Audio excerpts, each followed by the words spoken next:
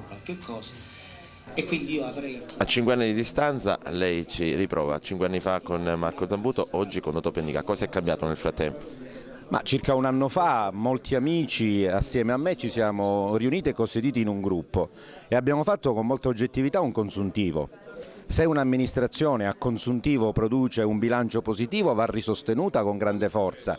Se un'amministrazione come un'azienda invece a consuntivo ha un bilancio in perdita, evidentemente va cambiato l'amministratore delegato. E allora ci siamo scommessi, lavoriamo da più di un anno, abbiamo traguardato un progetto di civismo, perché in questo momento in cui le alleanze passate si disgregano e le alleanze future ancora non sono maturate, allora i progetti di civismo si inseriscono per fare da trade union. Epolis è questo e il metodo di Epolis è confermato anche dalla scelta di Pennica sugli assessori. È da tempo che mi batto per il centro storico, però mi sono reso conto che dal di fuori non si ottiene niente.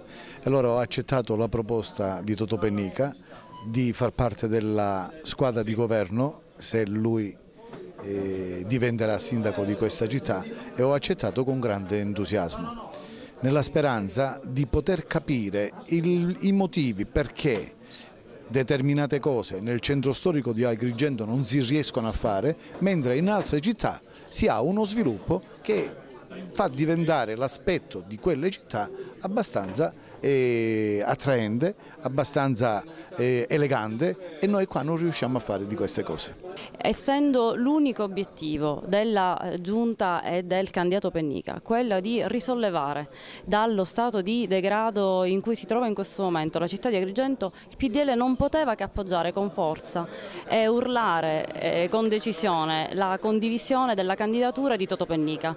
Noi esortiamo tutti gli agrigentini, a prescindere dagli schieramenti politici, di guardarsi intorno e di non limitarsi alle lamentele che quotidianamente tutti ascoltiamo, ma di partecipare a questo movimento e di partecipare a questo cambiamento. Lo si può fare soltanto in un modo, votando il 6-7 maggio per Totò Pennica.